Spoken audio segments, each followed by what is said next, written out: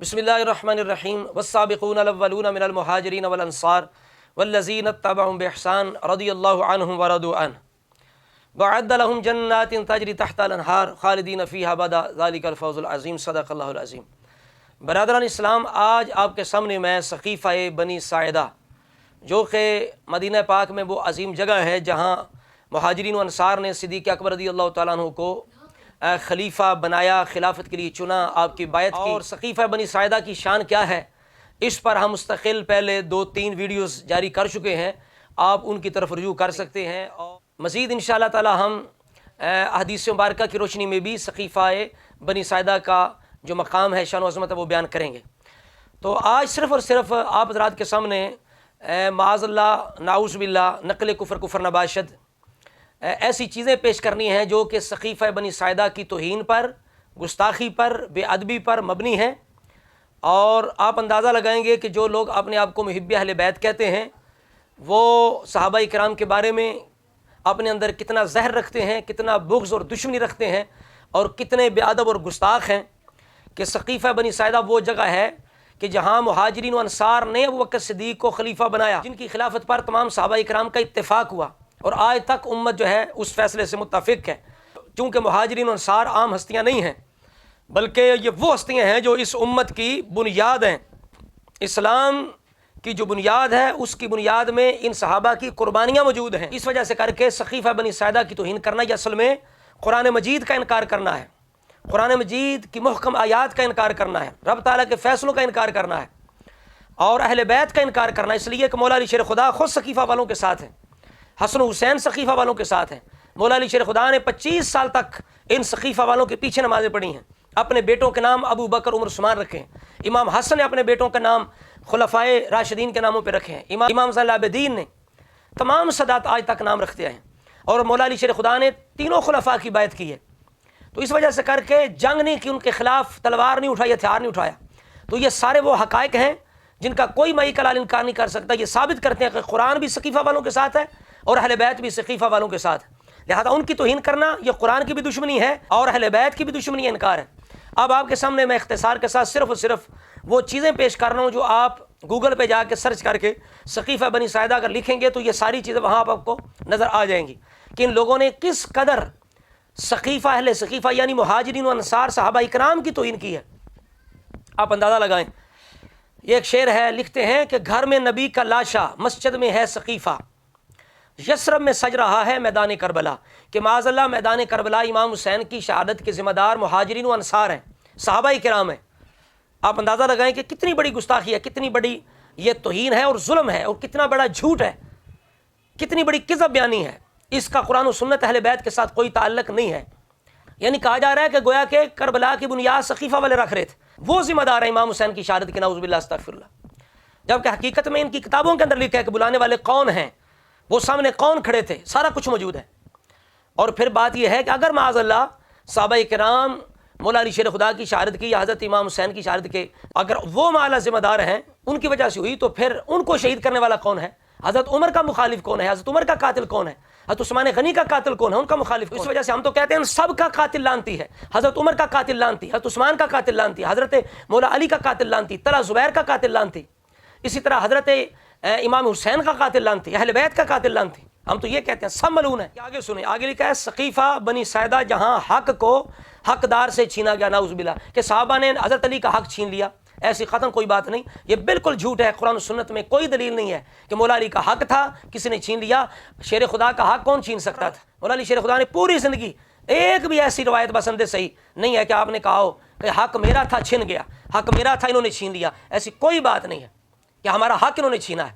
ऐसे कैसे हो सकता है? मुहाजिरीन अंसार हैं जिनकी जनाब पैरवी कर अब हुक्म दे, जन्नती होने को बयान करे, बल्कि फरमाया कि जन्नत उन्हीं के लिए तैयार की गई है, और कहा जाए अल्लाह उनसे राज़ी है, तो क्या वो लोग किसी का हक़ छीन सकते हैं जिन्होंने सारा कुछ कुर्बान कर दिया? अबू बकर सिद्दीक़, उमर फ़ारूक, उस्मान गनी वो हैं कि जिन्होंने दिल खोल के इस्लाम के रस्ते में माल अता किया, और फिर अपनी खिलाफतों में इतनी सादगी इख्तियार की, रसूलुल्लाह की सुन्नत पर चले कि ये गैरों की किताबें भी गवाह हैं। अगर उनके दिल में ज़रा भी हुकूमत का लालच होता, दुनिया की चाहत होती, तो वो ऐश व इशरत करते। उन्होंने ऐश व इशरत को ख़त्म किया, उन्होंने सादगी इख्तियार की, ज़ोद इख्तियार किया, पैमंद लगे लिबास पहने। हज़रत अबू बकर सिद्दीक़ जा रहे हैं, कहा वो जो मेरे इस्तेमाल शुदा लिबास है उनमें मुझे कफन देना। क्या ऐसी हस्तियाँ وہ معاذ اللہ وہ کسی کا آگ چھین سکتی ہیں؟ اسی طرح کر کے رب کا قرآن پڑھے، سورہ حشر آیت نمبر تقریباً 8 ہے، رب فرماتا ہے وَلِلْفُقَرَاءِ الْمُهَاجِرِينَ الَّذِينَ أُخْرِجُوا مِن دِيَارِهِمْ وَأَمْوَالِهِمْ يَبْتَغُونَ فَضْلًا مِّنَ اللَّهِ وَرِضْوَانًا وَيَنصُرُونَ اللَّهَ وَرَسُولَهُ أُولَٰئِكَ هُمُ الصَّادِقُونَ۔ کبھی اس آیت کا سورہ حشر کی 8 نمبر آیت کا آپ مفہوم پڑھیں، ترجمہ پڑھیں، آپ کو پتہ چلے رب ان کے اخلاص کی گواہی دے کہ انہوں نے اپنے آپ کو فقیر کر لیا اسلام کے لیے، رب کے فضل کے لیے، رب کی رضا چاہنے کے لیے، رب رسول کی مدد کرنے کے لیے۔ رب فرماتا ہے اولئک هم الصادقون، وہ سچے ہیں۔ رب انہیں سچا کہے، انہیں مخلص کہے، انہیں فقیر کہے، تو جو ظالم کہے انہوں نے حق مار دیا، اس کا اسلام کے ساتھ اہل بیت کے ساتھ کوئی تعلق نہیں ہے، وہ کذاب ہے، جھوٹا ہے، قرآن بھی سچا ہے اور اہل بیت کی سیرت بھی سچی ہے۔ آگے دیکھیں، ایک کتاب لکھی گئی قم سے کہ ثقیفہ سے کوفہ تک، ثقیفہ سے کوفہ تک پوری کتاب جناب لکھی گئی۔ اس ظاہری بات ہم نے اگر نہیں پڑھی پھر بھی ہمارا تجربہ ہے کہ بالکل توڑ موڑ کے تاریخ کو قرآن کے مفہوم کو پیش کیا گیا ہوگا، اس کے اندر صداقت نام کی کوئی چیز نہیں ہوگی، ظاہر بات ہے۔ اب مزید ہے کہ ثقیفہ کی کیا توہین کی گئی، یعنی قرآن و سنت اہل بیت کی کیا توہین کی گئی۔ ثقیفہ میں جو آگ در تک لگائی تھی وہی آگ کربلا میں گھر تک آ گئی، معاذ اللہ، کہ ثقیفہ میں معاذ اللہ کو آگ جلی تھی اور گھر تک آ گئی۔ وہ جو جھوٹ بنایا گیا کہ حضرت عمر نے دروازہ جلا دیا، نعوذ باللہ استغفر اللہ، شیر خدا کا جنازہ جلا دیا، حضرت عمر نے جلا دیا، جن کو رسول اللہ نے خود مانگا ہے، جن کے اسلام لانے پر آسمانی فرشتے جو ہے وہ خوشیاں منائیں، جن کے آنے پر قرآن کی آیت نازل ہو، جن کے پیچھے مولا علی 10 سال نمازیں پڑھتے رہے ہوں، جن کی بیعت کی ہو، اپنے بچوں کے نام رکھے ہوں، حضرت مولا علی نے، امام حسن نے، امام صلی اللہ العابدین نے بیٹوں کے نام عمر رکھے ہوں، وہ عمر گھر جلا سکتا ہے؟ نعوذ باللہ، نعوذ باللہ۔ والسابقون الاولون من المہاجرین والانصار کا اس شان کا مالک عمر ایسا کام کر سکتا ہے؟ ایسی باتیں جھوٹ ہیں، قرآن و سنت سچا، اہل بیت سچے ہیں۔ آگے دیکھیں کیا ہے، ثقیفہ بدعت اور ظلم کا بانی، نعوذ باللہ، نعوذ باللہ، کہ ثقیفہ میں بدعت جاری ہوئی، یعنی ثقیفہ وہ ہے جس کی شان قرآن کے اندر ہے، یعنی ان کی شان بیان کرے جنہوں نے ثقیفہ میں ابو بکر صدیق کو خلیفہ بنایا، اور فرمایا وَيَتَّبِعْ غَيْرَ سَبِيلِ الْمُؤْمِنِينَ، سورہ نساء ہے، کہ جو مسلمانوں کے رستے کو چھوڑ دے وہ گمراہ ہے۔ سب سے پہلا اجماع اتفاق صحابہ کا ابو بکر صدیق کی خلافت پر ہوا ہے، تو اس سے انحراف کرنے والے کیسے ہدایت پہ ہو سکتے ہیں؟ پھر کہا جاتا ہے جی فلاں صحابی نے پوری زندگی ابو بکر صدیق کی بیعت نہیں کی، یہ جھوٹ ہے، ایسی کوئی بسند صحیح روایت نہیں، کسی ایک صحابی نے ابو بکر صدیق کی خلافت سے یا بیعت سے بغاوت کی ہو۔ ہاتھوا برہانکم ان کنتم صادقین۔ لہٰذا یہ بدعت کا بانی نہیں ہے، یہ قرآن کا بانی ہے، یہ ظلم کا بانی نہیں، یہ حق و عدل انصاف کا بانی ہے۔ اس کو بدعت کہنے والے خود بدعتی ہیں، ظلم کا بانی کہنے والے خود ظالم ہیں، اپنی جانوں پر بھی ظلم کر رہے ہیں اور اہل اسلام پر بھی ظلم کر رہے ہیں۔ آگے دیکھیں، آگے ہے دستار مصطفیٰ کی ثقیفہ میں بانٹ کر، یعنی ثقیفہ میں دستار مطلب یہ ہے کہ خلافت مولا علی کی تھی معاذ اللہ، تو وہ حضرت ابو بکر صدیق کو دے دی گئی۔ پھر کربلا میں لوٹ لی چادر بطول کی، نعوذ باللہ، نعوذ باللہ۔ آگے دیکھیں کتنا بکواس اور توہین کی گئی۔ کہتے ہیں بغداد کے ایک پل پہ کھڑا سوچ رہا ہوں، معصوم قبیلے کی خطا سوچ رہا ہوں، خنجر کبھی تلوار کبھی زہر کی صورت، سداد کو کیا اجر ملا سوچ رہا ہوں۔ کہتا ہے لعنت ہے بہت چھوٹی ثقیفہ کے کمینوں، میں لفظ کو اس سے بڑا سوچ رہا ہوں۔ یقیناً بات ہے، جو گندا خون ہوتے ہیں وہ صحابہ کے بارے میں بڑا بڑا گندا سوچ سکتے ہیں، بڑا بڑا گندا بول سکتے ہیں، یہ کون سی ایسی بات ہے؟ پھر لکھا ہوتا ہے جی میں غدیری ہوں ثقیفی نہیں ہوں۔ حقیقت میں مسلمان وہ ہے جو غدیری بھی ہو ثقیفی بھی ہو، ہم اللہ کے فضل سے غدیری بھی ہیں ثقیفی بھی ہیں، اس لیے کہ غدیر کے اندر رسول اللہ نے فرمایا تھا جس کا میں محبوب ہوں اس کا علی بھی محبوب ہے۔ اللہ کا فضل ہے، ہر مسلمان مولا علی کو محبوب رکھتا ہے، لہٰذا ہم غدیری ہوئے۔ ثقیفہ کے اندر رب نے جو وعدہ کیا تھا خلافت کا وہ پورا ہوا، مہاجرین انصار کے ذریعے سے اللہ کریم نے اپنا وعدہ پورا فرمایا، تو لہٰذا مسلمان وہ ہے جس کا ثقیفہ کے ساتھ بھی تعلق ہو، جس کا غدیر خم کے ساتھ بھی تعلق ہو، لہٰذا ہم غدیری بھی ہیں، ہم ثقیفی بھی ہیں۔ آگے ہے وہ جن کے باپ علی نے بچھا ڈالے تھے احد کا بدر کا، وہ بغض دل میں پالے تھے، بنو امیہ کی تائید میں تھی سوچ ان کی، علی کے قتل میں شامل ثقیفہ والے تھے، نعوذ باللہ استغفر اللہ۔ مولا علی کا قاتل وہی ہے جو حضرت عمر کا قاتل ہے، جو حضرت عثمان کا قاتل ہے، جو امام حسین کا قاتل ہے، جو طلحہ زبیر کا قاتل ہے، وہی ملعون، وہی بے دین مولا علی کے قاتل ہیں۔ تینوں کے دشمن ایک تھے، تینوں کے قاتل ایک تھے، خارجی بیٹھے تھے جنہوں نے کہا ایک نے کہا میں علی کو قتل کروں گا، ایک نے کہا میں معاویہ کو قتل کروں گا، ایک نے کہا میں عمر بن عاص کو قتل کروں گا، تو لہٰذا ان تینوں کا قاتل ایک ہے، وہی قاتل ہے جو قاتل عثمان ہے، اس لیے ثقیفہ والے قاتل نہیں ہیں۔ لعنت اللہ علی الکاذبین، ایسی گندی سوچ رکھنے والوں پر اللہ تعالیٰ لعنت کرے۔ آگے دیکھو ایک ملعون جو ہے وہ اس نے تھم نیل کیا لگایا ہوا ہے، کہتا نبی کا جنازہ چھوڑ کر ثقیفہ میں کیا کرنے گئے تھے۔ لعنت اللہ علی الکاذبین، ہاتھوا برہانکم ان کنتم صادقین۔ اگر سچے والا علی ہو تو بس سندے سے ایک روایت پیش کرو کہ صحابہ نے رسول اللہ کا جنازہ نہیں پڑھا، بس سندے سے ہی پیش کرو، اور ادھر جناب وہ ثقیفہ میں گئے فوراً جنازہ ہو گیا۔ اتنی عقل تمہارا کام نہیں کرتی کہ رسول اللہ کا جنازہ تقریباً 2 دن تک ہوتا رہا، آپ سوموار والے دن وصال مبارک ہو، اس دن آپ کو دفن نہیں کیا گیا، غالباً بدھ والی رات کو آپ کو دفن کیا گیا، تو ثقیفہ کے اندر 2-4 گھنٹے کی میٹنگ تھی، تو یہ کتنے بڑے کذاب لوگ ہیں، وہ جی سقیفہ میں چلے گی ادھر جنازے میں شامل نہیں ہوئے، تم یہ ثابت کرو ہاں کہ جناب 2-3 گھنٹے بعد رسول اللہ کا جنازہ ہو گیا یا اسی دن جنازہ ہو گیا، یہ ثابت کرو۔